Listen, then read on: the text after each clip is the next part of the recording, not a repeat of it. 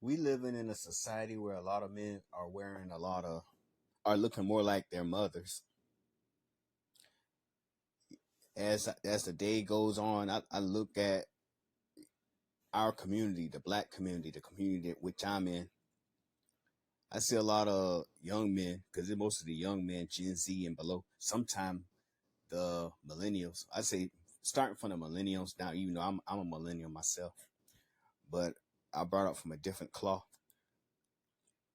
A lot of them actually wear bonnets, and they also let their hair grow about as long as women.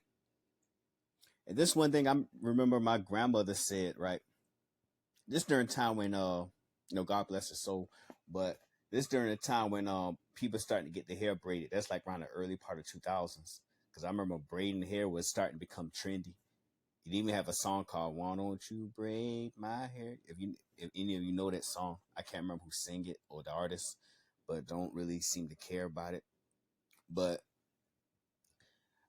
I remember my grandmother was watching. I was watching a basketball game with my grandmother, and she's starting to see a lot of the ball players have their hair braided, and also some of them have their ear pierced. And my grandmother, she not really a big advocate or fan of that. At that time, I was a teenager. I thought that hey, nothing wrong with that. A lot of guys, they get their hair braided. When I say braided, it's not like what you see on the screen. I mean braid as in like classical Allen Iverson braid, or maybe a Snoop Dogg kind of braid, whatever. It's not really long like most women have their hair braided, but they, my grandma kind of see something was wrong with it. I was thinking, I had to think about it. I'm like, what issue do you have with that?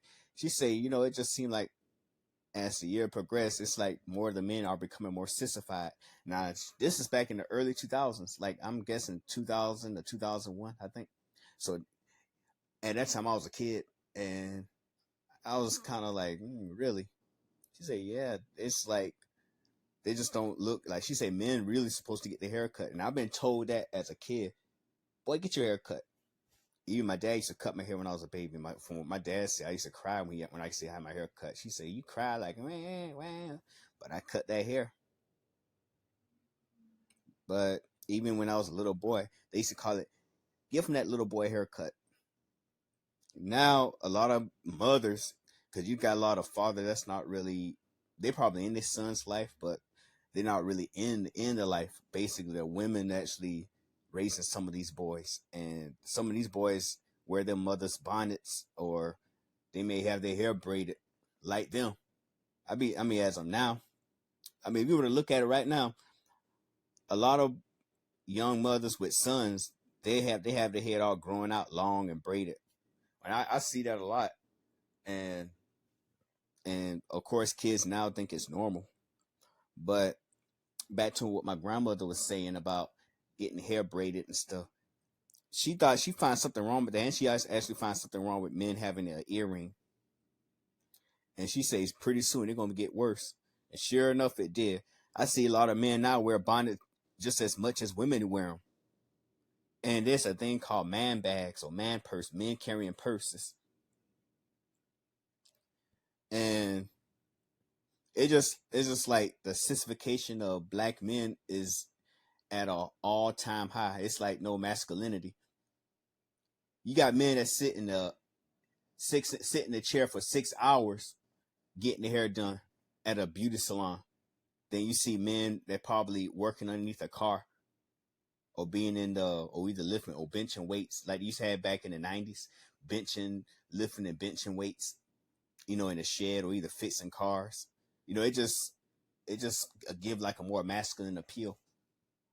Look at me. I keep my hair cut. I keep it bald because for some reason bald look good on me. My hair when it's bald, it look real good on me. Not in a beautiful way, but in a more masculine way. I look more fit and masculine with my hair bald. That's, like I said, that's my style. But that could be their style. I'm not trying to demonize their style, but I'm just noticing the influx of black men getting their hair braided and twisted and wearing bonnets like women. And some of them even wear flip flops. And this is my opinion on this. Men need to, they need to straighten up. They need to kind of give off the image of being more masculine.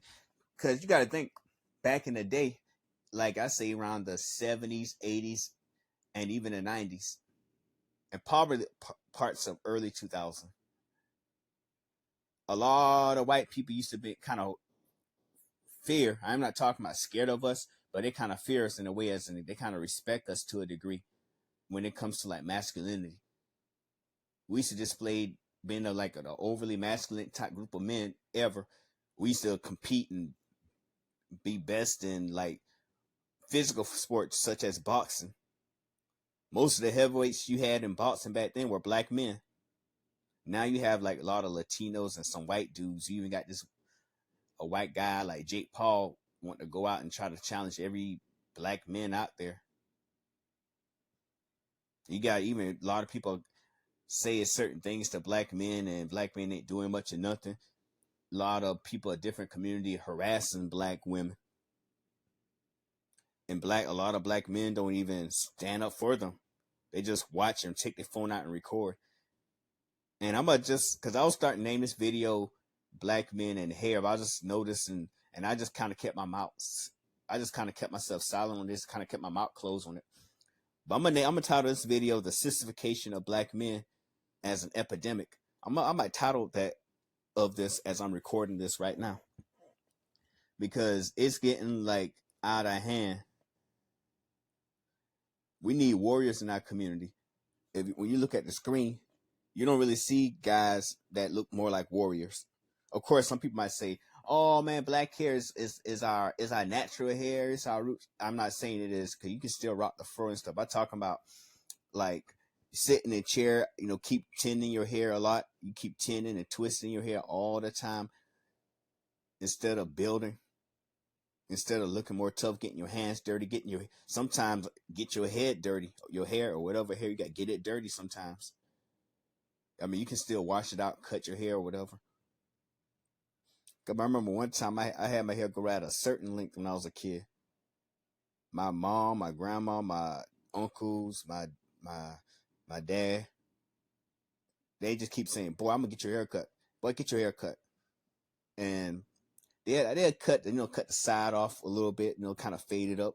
If I have it, they take me to the barber, I might get a fade, or like back in the day, one of those kind of high top fades and stuff. I remember those cuts. But usually I get like a very low, clean bald cut, or either not bald, but kind of buzzy, like very low. With a part, sometimes I have a part on the top part of my head. I used to have parts sometimes when I was a kid. That was, at that time, what called a little boy haircut. But I don't know. Tell me what you think about this, because I see this as an ongoing epidemic. A lot of black men kind of look like women. Even when I go out sometime, I thought I see somebody with a long hair. I thought it was a woman. I had to look kind of close. Oh, that's a guy. You got a lot of guys dressing like women now, wearing these loud colors, tights and stuff.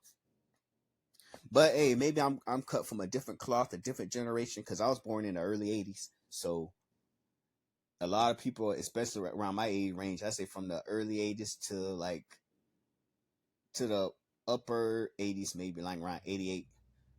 That's like the last bastion of appearance of like a lot of guys. No, I take that back. You got guys in the early 90s that born in the early 90s, because they still millennials. You got some millennials that you can still see a little masculine energy in them. But some of these new generation, the Gen Z, I don't see too much of it. But I just pray that us as a community we get back to our roots, because in order for people to take us seriously, we gotta look the part, we gotta be the part.